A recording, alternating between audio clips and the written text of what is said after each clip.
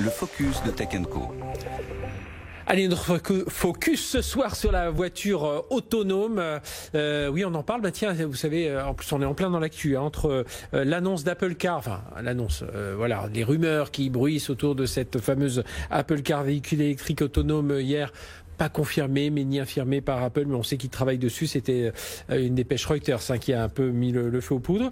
Tiens, il y a quelques semaines, Uber qui vend son système de conduite autonome à Aurora. On a la conduite, on a aussi Tesla qui a annoncé qu'il allait introduire la conduite autonome en option dès 2021. Et puis on en a parlé au cours de cette soirée. Ouster, Innoviz, Aiva, Velodyne, Luminar, voilà toutes ces startups spécialisées dans des fabricants de lidar qui sont en train de crever le plafond au Nasdaq. Ils ont des valorisations au-dessus des 1,5 milliard de dollars. Et puis tiens, il y a eu aussi, c'était la semaine dernière, ce plan stratégique du ministère de la Transition écologique. Emmanuel Macron veut développer le développement de la conduite autonome. Et donc il y a plusieurs choses. Faire de la France un terrain privilégié pour la conduite autonome, établir un cadre réglementaire français, européen autour de la loi d'orientation des mobilités. On a développé la formation aussi avec les filières autour des formations spécialisées dans l'ingénierie logicielle, parler aussi de comment on communique auprès du grand public autour de tout ça, et puis un programme pluriannuel évidemment de soutien avec les financements. Et on va parler de tout ça avec nos invités. Je vous les présente tout de suite. Bruno Mendes da Silva, bonsoir. Bonsoir. Vous êtes CEO de H2EX, voilà, c'est comme ça que c'est écrit, start-up française spécialisée dans les technologies de gestion de data dans les véhicules autonomes. Julien Bonnet, bonsoir. Bonsoir. Journaliste chez BFM Business, spécialisé de l'auto. Et dans un instant, c'est Laurent Cocher qui va nous rejoindre. C'est le président de Kubernetes, un cabinet de conseil en management, évidemment très tourné vers le monde digital. Et vous l'avez connu aussi, ancien dirigeant de Keolis. Il est au cœur de toutes ces annonces. Je vais démarrer avec vous, Bruno. On en est où en France alors du véhicule autonome? Est-ce qu'on est complètement largué ou comment vous analysez un peu notre... Alors ça dépend de à qui on se compare. Oui. Si on se compare aux États-Unis, c'est clair qu'il y a une grosse distorsion d'investissement immobilier, d'investissement financier. Donc il y a une différence du nombre d'acteurs et des résultats qu'on a pu obtenir. Mais on a super bien avancé sur le sujet, notamment avec les navettistes, comme on les appelle, EasyMile, Navia. Il y en a des plus petits. Il y a des groupes industriels français aussi qui travaillent sur le sujet. Et donc on avance. On a les Transdev. Voilà, exactement. Donc on a beaucoup avancé par rapport à d'autres pays européens. Faut dire qu'on est un pays historiquement tourné vers l'automobile, donc c'était normal pour nous d'arriver là. Et lorsque vous entendez ce plan stratégique là, dont j'ai donné quelques grandes lignes, vous dites là au niveau des politiques, au niveau des collectivités, parce qu'il faut aussi aller, faut occuper le territoire avec ces industries, avec ces tests. Ils ont saisi tous les enjeux qu'il y avait autour de ce véhicule autonome. Moi, le plan, je le connais bien parce que j'ai débattu avec Anne-Marie Drac, qui était justement la rapporteuse de ce grand plan pour le véhicule autonome, et qui nous disait justement qu'il était temps de pouvoir mettre un plan efficace sur des cas d'usage bien spécifiques pour pouvoir en fait avoir des expérimentations un peu partout sur le territoire. Donc je pense que là on a saisi l'importance justement de cette technologie pour les villes, pour le transport, et je pense que c'est une bonne nouvelle. Il faut bien aussi partir, parce que souvent on dit, Julien Bonnet, on dit souvent véhicule autonome et électrique. Il faut bien séparer les deux. Alors évidemment, souvent le véhicule autonome va être électrique parce que c'est le sens du vent. Mais voilà, l'électricité, c'est de la technologie. L'autonome, c'est vraiment là où il va y avoir cette valeur ajoutée avec du logiciel, de l'intelligence artificielle. Oui, complètement. Et puis c'est aussi un effet peut-être de Tesla qui a popularisé d'une certaine manière un début de conduite très assistée, où il joue un peu justement sur les limites avec la conduite autonome, et qui produit exclusivement des véhicules électriques. Donc ce qui peut introduire aussi cette confusion. Mais on voit aussi des constructeurs français qui ont déjà développé des prototypes sur des modèles thermique, donc c'est bien à différencier. Et après, au sein des véhicules autonomes, on parle de niveau de conduite autonome, et ça c'est aussi important pour justement peut-être avoir différentes étapes en tête dans les... Oui, faut le rappeler, il y a 6 niveaux, si on compte le niveau 0. Niveau 0, c'est ce qu'on conduit, puis le niveau absolu, c'est le niveau 5, il n'y a plus de pédale, il n'y a plus de volant. ça avance tout seul, à 25-40 à l'heure encore. Et justement, tiens, ce serait intéressant d'en parler avec Laurent Kocher qui nous rejoint. Donc, je rappelle, président de Kubernetes et ancien dirigeant d'Ekeolis. Laurent, bonsoir. Bonsoir. Merci d'être avec nous. Un problème de voiture toujours. Et voilà, on a un parking, on a des systèmes de sécurité, voilà, pour rien vous cacher. Mais vous êtes là, c'est l'essentiel. Comment on distingue pour vous le vrai véhicule autonome du faux véhicule autonome? En fait, la grande question, c'est dans quelles conditions le conducteur va reprendre le volant ou pas. Et la difficulté, c'est quand on vous dit, vous avez rien à faire, mais dans quelques secondes, à chaque instant, en quelques secondes, vous devez reprendre le volant. Ce qu'on appelle le niveau 3. Et ça, on pense que c'est le plus délicat. Et c'est pourtant ce par quoi on passe en ce moment. Parce qu'en fait, tant qu'on est avant, vous conduisez, puis vous avez des assistances à la conduite, éventuellement un freinage d'urgence, mais vous savez que vous avez des choses à faire avec votre véhicule, donc vous êtes vigilant. Et ce qu'on appelle le niveau 4, c'est-à-dire le vrai véhicule autonome, pendant un moment long, il va vous dire, vous n'avez plus rien à faire. Ouais. Vous êtes sur l'autoroute, ou vous êtes en train, vous envoyez si j'ose dire, votre voiture se garer dans son parking. Et là, il y a un cas d'usage qui est bien cerné, pendant lequel, dans cette situation, le véhicule n'a plus besoin de conducteur. Et entre les deux, il y a cette idée que, vous n'avez rien à faire, mais vous devez pouvoir reprendre la conduite, c'est-à-dire le freinage, la direction, en quelques secondes. Et ça, pour un être humain, c'est impossible. Parce qu'on va pas vous demander de conduire pendant des heures, sans rien faire, tout en étant vigilant à la seconde près. Bon. Et malheureusement, quand on est sur des véhicules autonomes qui sont en test ou en roulage, c'est un peu ça qu'on demande aux gens. Et si on prend l'accident d'Uber, le fameux accident d'Uber, c'est ça qui s'est passé en fait. Oui. C'est quelqu'un qui vraisemblablement pensait que la voiture se conduisait toute seule. Finalement, la voiture n'a pas réussi à prendre la bonne décision. Et quand vous avez les dernières décisions qui ont été prises, c'est bien le conducteur qui a été inculpé pour homicide involontaire. Ouais.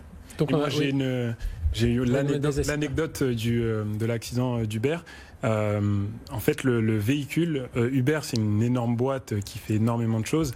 Et sur le véhicule autonome, apparemment, ils avaient énormément de problèmes. Et comme ils accumulaient beaucoup de données et qu'ils n'arrivaient pas justement à gérer tous les cas difficiles qui pouvaient justement poser problème sur la route, ils les empilaient et ils les réglaient pas forcément. Et là, en fait, après le diagnostic, après l'enquête, en fait, ils se sont rendus compte que le système d'Uber n'arrivait pas à reconnaître un piéton qui était sur la route, mais qui n'était pas sur un passage piéton. Donc, là, ça commence à poser un certain problème. Donc, la voiture pensait que si on était un piéton, on était sur la route, on était forcément sur un passage piéton. Et là, c'était pas le cas. C'était une dame qui marchait à côté de son vélo, et le véhicule ne l'a pas identifié comme un piéton qui était en sécurité. Donc, en fait, le freinage n'a pas été assez conséquent pour pouvoir éviter de la toucher. Donc ça va être tout le travail est à faire autour de ces datas. Ouais. Oui, bien sûr, parce que là, en plus, dans le cas d'Uber, il y avait peut-être aussi cette notion de faux positif où le véhicule n'avait pas la certitude d'avoir un obstacle. Et bien sûr, tant que le système n'est pas sûr d'avoir un obstacle en face de lui, il va pas se mettre à freiner d'un coup comme ça. D'où il y avait cette notion, bien sûr, de superviseur, ce qui est très compliqué. C'est plus un conducteur, c'est vraiment quelqu'un qui doit superviser ce qui se passe et être prêt à réagir en quelques secondes. Mais oui, c'est sûr que l'enjeu, bien sûr, sera sur l'analyse de données. Oui, ça fait partie du plan. Je parlais du plan stratégique tout à l'heure. Je rappelle pour Laurent, faire de la France un terrain privilégié pour la conduite autonome, établir un cadre réglementaire autour de la loi sur la mobilité et développer la formation. Et dans la formation, et aussi développer la communication. Comment on va communiquer autour de ce véhicule autonome, parler peut-être plus de supervision que de conducteur. Et non, juste avant que vous arriviez, je posais la question, où en sommes-nous en France? Voilà, ça dépend où on se place, ça dépend à quel niveau, ça dépend des financements, tout ça. Mais pour vous, il y a des enjeux de souveraineté qui sont quand même sous-estimés aujourd'hui. Et je le disais tout à l'heure, parfois on associe trop électrique et autonome, alors qu'en fait, il faut bien comprendre, d'un côté, il y a l'électrique, il y a de la technologie derrière, etc. Et il y a l'autonomie, c'est le logiciel. Et peut-être qu'en mélangeant un peu les deux, on se perd un peu. Oui, alors, on les mélange effectivement, alors que l'un peut aller avec l'autre. En général, quand on pense qu'une véhicule va être autonome, il va être dans l'avenir, donc il va plutôt être électrique. On les mélange aussi parce qu'il y a une grande emphase qui a été mise, et c'est très positif évidemment pour les sujets climatiques et environnementaux sur le véhicule électrique en Europe. La conséquence de ça, c'est qu'un certain nombre de constructeurs ou de grands équipementiers se sont dit qu'ils ne pouvaient pas faire les deux en même temps en Europe.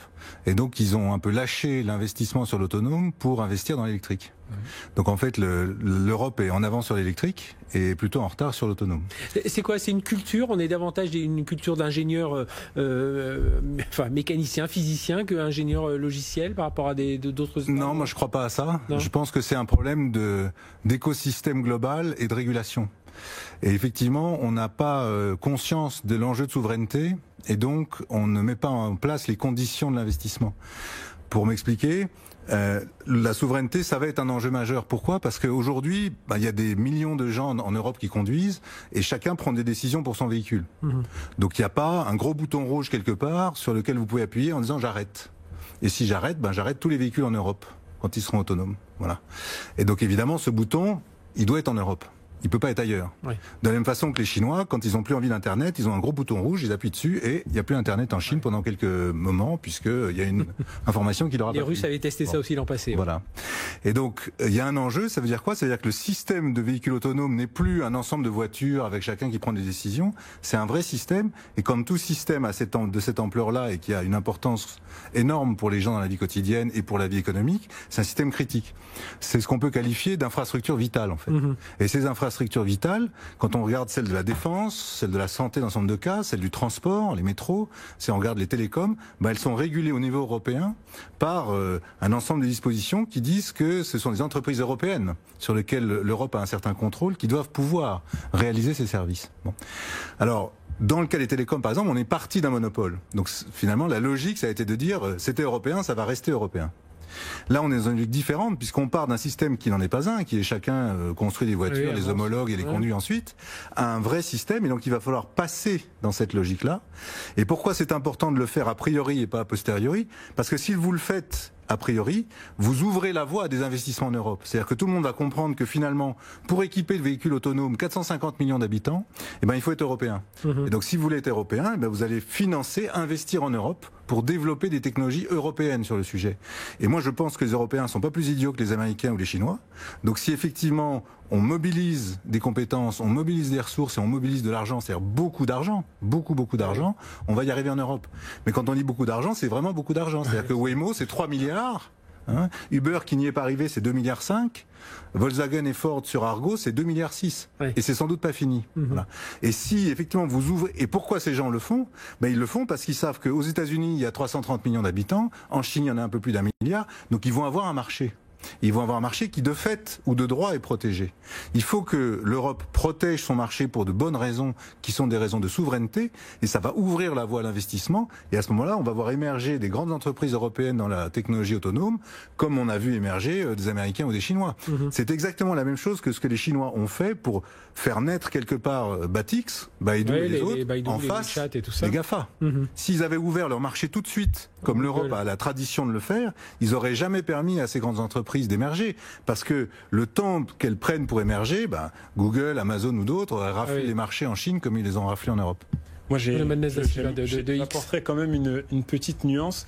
C'est vrai que culturellement, il faut ouvrir la voie aux investissements, mais culturellement, il y a aussi le fait qu'en Europe, on n'a pas de grandes entreprises de logiciels. Même les infrastructures qu'on utilise aujourd'hui, c'est Amazon Web Services, c'est Google Cloud Platform, c'est Microsoft Azure.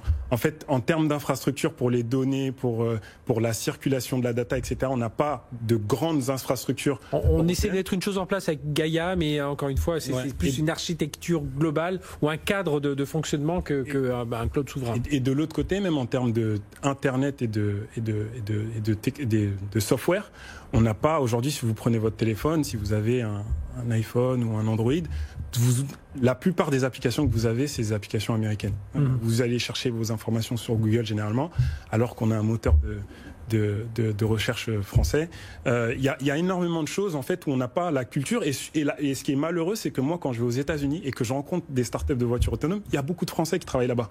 Donc pourquoi ces Français ne travaillent pas? En plus, ils ont des postes de responsabilité. Pendant longtemps, il y avait 2 Français qui étaient à la tête. Julien? Bien sûr. C'est ce que souvent résumé dans le fait que l'automobile peut-être européenne est en crise et a promis un avenir un peu sombre où on aurait du software qui serait made in USA et du hardware pour dire l'automobile automobile, les roues et tout ce qui est hardware, quoi, qui serait made in China, et l'Europe un peu coincée dans ce côté demandeur de solutions, mais qui ne sait pas et ne peut pas produire ou a raté le... Une équation à résoudre pour le mathématicien que vous êtes, l'ingénieur que vous êtes, oui, Laurent. En fait, je suis d'accord, mais ils sont tous nés petits. Ouais. Google n'est pas né gros, justement. Amazon n'est pas né gros, Ouais, AWS non plus, etc. Donc, ils sont tous nés un jour, ils sont nés souvent avec des compétences au moins en partie européenne. Pourquoi sont-ils nés là-bas? Alors peut-être une question de culture. Ouais. La culture, c'était aussi la DARPA à l'époque, c'est le financement de l'État américain et de la défense américaine. Comme la NASA. Internet est né comme beaucoup de technologies, des technologies de la défense. Ouais. Donc il n'y a aucune raison qu'on ne sache pas faire la même chose en Europe. Alors on constate à un certain moment qu'on est en retard. On constate que heureusement la France, l'Union européenne, Thierry Breton, etc. font beaucoup d'efforts pour essayer de corriger les difficultés, les problèmes que ça crée. Mais là on est a posteriori. L'avantage sur le véhicule autonome, c'est qu'on est encore a priori. Ouais, C'est-à-dire qu'on n'y est pas encore, donc on a les moyens d'agir et pas de réagir. Ouais. Alors on va marquer une courte pause, on se retrouve juste après. Vous voyez, les débats sont déjà lancés. Allez, restez avec nous sur BFM Business. BFM Business présente Tech & Co, le grand live numérique avec Frédéric Simotel.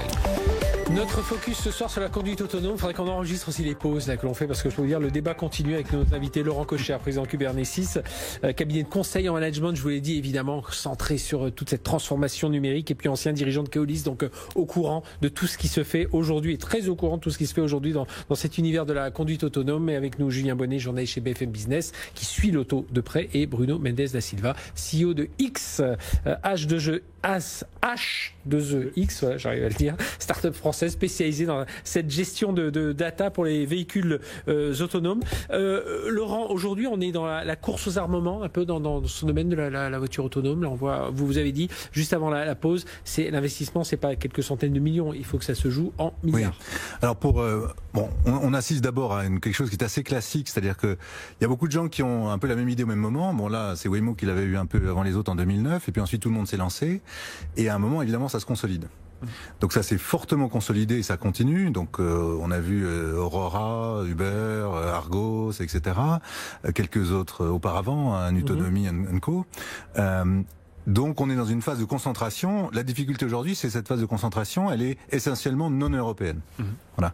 Et les gros acteurs européens industriels de l'automobile ne font plus cette course, ou en tout cas ils l'ont suspendue. Peut-être qu'ils la reprendront un jour. Et donc c'est plutôt. Oui, on voit même les Valeo qui sont pas mal avancés dans les lidars, dans tout un tas de choses. Voilà, ils ont des soucis, ils ont eu des soucis financiers avec cette crise, et donc ils sont un peu. Oui, et puis je pense que Valeo souhaite pas forcément concurrencer ses clients. Ouais. Mais quand on parle de BMW et de Mercedes, ils ont jeté l'éponge. Renault a passé un accord avec Waymo. Bon, PSA, on va voir ce que ça devient avec Fiat Chrysler, mais ils étaient aussi avec Waymo, etc. Donc et même Volkswagen, par exemple, qui est quand même un très gros acteur, s'est associé plutôt avec Ford sur Argos aux États-Unis que à développer une solution européenne. Donc il y a un vrai sujet effectivement de concentration, de consolidation du marché, et en face de ça, il y a un sujet d'investissement qui est très important parce que le sujet est compliqué, on l'a dit, avec énormément de données, et avec un débat qui n'est pas encore tranché à mon avis, qui est de savoir si ça sera toujours plus de cas, toujours plus de données, toujours plus de statistiques et de machine learning, ou si à un moment on va remettre en place, je dirais, une enveloppe qui est une enveloppe déterministe dans tout ça.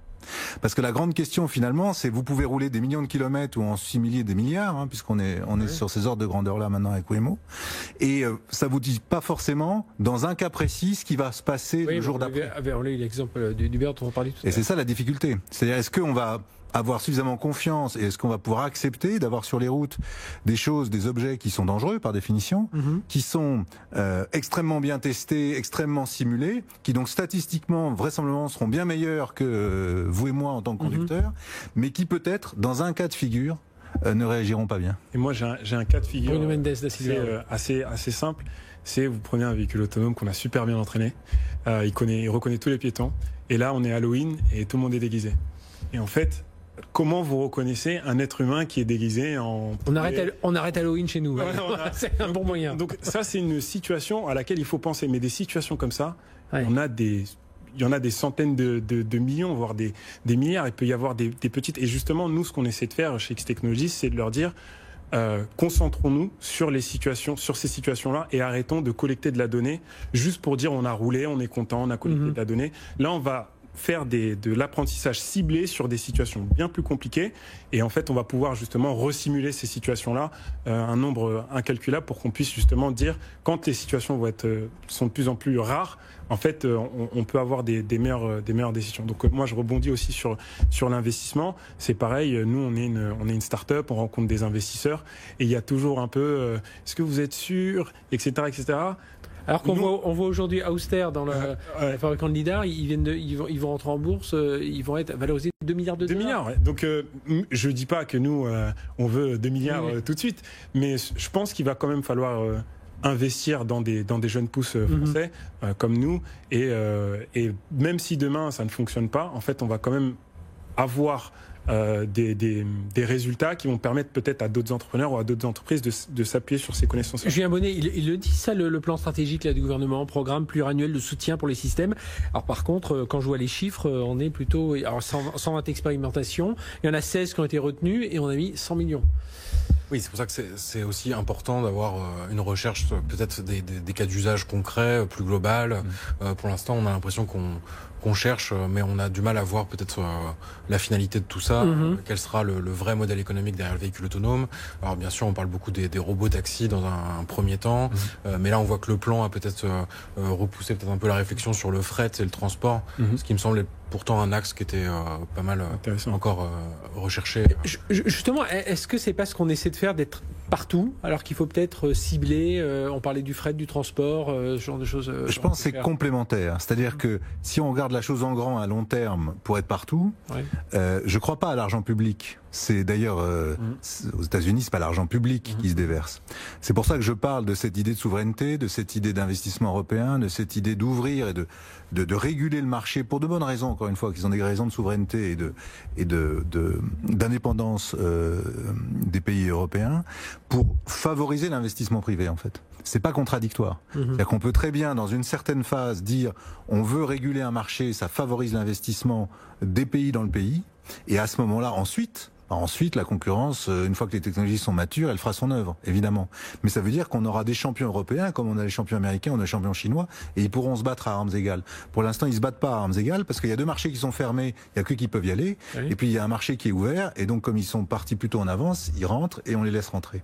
Maintenant, en face de ça, il y a des logiques effectivement de plus court terme, qui demandent quand même moins d'investissement, et qui sont extrêmement utiles. Donc on peut parler effectivement de certaines applications logistiques, du transport sur des cas d'usage qui sont plus simples. Les cas d'usage plus simples, ça veut dire quoi? Ça veut dire que vous êtes dans un environnement où c'est moins compliqué. Voilà, vous n'avez pas des gens qui vont traverser la route en costume d'Halloween, parce que voilà, c'est un site propre, c'est un site fermé, c'est des choses plus simples. Et puis ça va à plus petite vitesse. La difficulté du véhicule autonome croît exponentiellement avec la vitesse. Voilà, donc si vous êtes à 5 km/h, c'est pas extrêmement difficile, vous pouvez fabriquer un valet de parking pour que la voiture gare toute seule dans un parking. Si vous êtes à 20-25 km/h, ça devient un peu plus compliqué, mais vous pouvez maîtriser ça avec des investissements relativement raisonnables. Et puis alors si vous voulez être de tous les temps, à toutes les vitesses, sur toutes les routes, alors là c'est vraiment la chose en grand. Et sur le créneau plutôt de la moyenne vitesse avec des véhicules collectifs sur des itinéraires prédéterminés, là on a des succès en France, on a des succès en Europe, on a Navia, on en a d'autres, et effectivement là, il manque pas grand-chose maintenant pour pouvoir aboutir à une vraie autonomie. C'est-à-dire à pouvoir vraiment se dire, on n'a plus besoin de ce conducteur de sécurité, et on va effectivement pouvoir transporter les gens en sécurité, ceux de l'intérieur, et puis évidemment face à leur environnement, à ces vitesses-là, dans des environnements qui pour l'instant sont encore assez bien maîtrisés et qui vont s'élargir progressivement. Et ça, c'est pas un horizon aussi loin, et c'est évidemment en termes de données, en termes d'algorithmie, etc., plus simple. Importance de l'écosystème, c'est ce que disait Laurent tout à l'heure, Bruno Mendes. Ouais, l'écosystème, c'est super important qu'on puisse justement coopérer. Et quel doit être le rôle des constructeurs auto? Enfin, comment vous travaillez avec eux, par exemple, avec X nous, aujourd'hui, pour l'instant, on travaille beaucoup avec des acteurs américains, parce qu'on a eu des investisseurs américains. Donc on est plutôt lié à un écosystème américain. Aujourd'hui, c'est vrai que les PSA, ils étaient dans une fusion avec Chrysler, donc ils étaient un peu Renault. Ils ont eu des problèmes avec leur ancien patron, donc c'était pas forcément la période de parler de gros investissements, etc. Donc je pense qu'en 2021, il va y avoir beaucoup plus d'expérimentation de la part de ces constructeurs-là. Et je pense qu'il faut qu'ils jouent un rôle aussi d'enabler. Ça veut dire qu'ils permettent, parce qu'ils ont l'expérience justement de faire les choses en grand, de faire des choses qui marchent. L'automobile français, ça marche. Je pense qu'ils ont un rôle de créer des hubs comme Hyundai l'a fait, comme Nissan le fait, où ils créent des hubs où ils vont faire venir des startups, ils vont leur donner des compétences, des mentors, des personnes qui vont les aider à les aiguiller justement pour dire la voiture autonome, c'est du software, mais c'est aussi de l'automobile. Et on est quand même dans un engin qui roule. Il n'y a pas un risque aussi, alors je remonte un petit cran, le côté philosophique de dire, alors je ne vais pas dire en France on aime moins la voiture et tout ça en ce moment avec transition écologique, etc. Mais de l'acceptation de tout ça, on voit la 5G, allez, on se prend des polémiques dessus, les vaccins, machin. Est-ce que un jour la voiture autonome, on dira surtout pas, ça peut écraser justement des enfants qui se déguisent? Je pense qu'il y a une perspective globalement positive pour le véhicule autonome, c'est de s'inscrire dans la recherche d'une mobilité partagée, donc l'autopartage. Et puis c'est vrai que ça peut permettre d'imaginer la ville de demain. On voit Paris qui fait beaucoup de choses actuellement pour justement essayer d'inventer cette ville de demain. Et donc je pense qu'une des perspectives, en tout cas sur les transports partagés ou collectifs, ça peut être quelque chose de vertueux. On voit que c'est le ministère de la transition écologique qui mène ce plan. Oui, il y a le secrétaire d'État au transport qui dépend du ministère de la transition écologique, mais je pense que c'est en tout cas une des perspectives intéressantes pour le véhicule autonome. Laurent Cocher. Oui, sur ce point-là, il ne faut pas oublier qu'on tue 3000 personnes par an sur les routes de France. Donc je pense que ça part de là quand même. C'est-à-dire que le véhicule autonome n'a d'avenir, et il aura un avenir parce qu'il sera plus sûr que la conduite humaine. Donc après, il faut le démontrer dans tous les cas, il faut le démontrer progressivement avec des applications de plus en plus complexes. Sûr que les premiers cas sont évidemment le premier accident qu'on aura en France, ce sera donc il peut y avoir un phénomène de perspective, il peut y avoir un phénomène de jugement critique par rapport à l'information. Il faut aussi que la technologie fasse la démonstration qu'elle y arrive, parce que voilà, on peut pas non plus lui faire confiance aveuglément. Mais je pense qu'il y a quand même cette idée fondamentale qui est qu'on s'autorise collectivement 3000 morts parce qu'on veut se déplacer. Il faut dire les choses telles qu'elles sont. Bon, et finalement, je dirais pas que ça choque personne, mais en tout cas, tout le monde l'accepte. Oui. Voilà. Pour rebondir aussi sur le sujet des alliances et des écosystèmes, peut-être un mot pour dire que moi, je pense qu'on peut construire une alliance en Europe, parce que quand vous regardez le véhicule autonome, on a l'impression que c'est une espèce de grande boîte noire, mais en fait, il y a des choses à l'intérieur de la boîte noire. Donc, il y a effectivement des plateformes mécaniques de nouvelle génération. Un des éléments majeurs du véhicule autonome, mais qui n'est pas lié au logiciel d'autonomie, c'est le fait que vous devez complètement déconnecter mécaniquement le volant et donc la direction et le frein de la commande manuelle. Donc par exemple, vous avez plus de colonne de direction dans un véhicule autonome, parce que vous devez pouvoir tourner le volant sans le volant, si j'ose dire, sans que quelqu'un agisse sur le volant. Donc vous avez des moteurs électriques. Donc ça veut dire une conception d'un véhicule avec tout ceci redondant, parce qu'il ne s'agit pas que ça tombe en panne, que le moteur électrique tombe en panne au moment où vous avez envie de tourner le volant ou bouger la crémaillère. Donc déjà, il y a toute une nouvelle conception qui n'est pas encore complètement là, de personne d'ailleurs, pas plus les Européens que les autres, sur la plateforme mécanique. Et puis ensuite, dans le système autonome, il y a la gestion des données, il y a l'algorithmique elle-même, il y a les capteurs, et puis il y a les plateformes de calcul, c'est-à-dire les calculateurs embarqués. Qui pourront être dans et donc, ça veut dire que dans tous les compartiments du jeu, on peut imaginer plusieurs entreprises européennes qui s'associent sur des projets communs. Alors, en amenant une plateforme mécanique, en amenant les données, en amenant le système autonome lui-même, en amenant les calculateurs, etc. Et bien voilà, l'objet d'un prochain débat. Merci à tous les trois. Vous voyez, les champs des possibles sont encore très larges de tous ces développements, et on va y croire. Faut agir a priori et pas après, mais ça, on va tout faire pour. En tout cas, merci à tous les trois. Les news de la tech tout de suite sur BFM Business. BFM Business.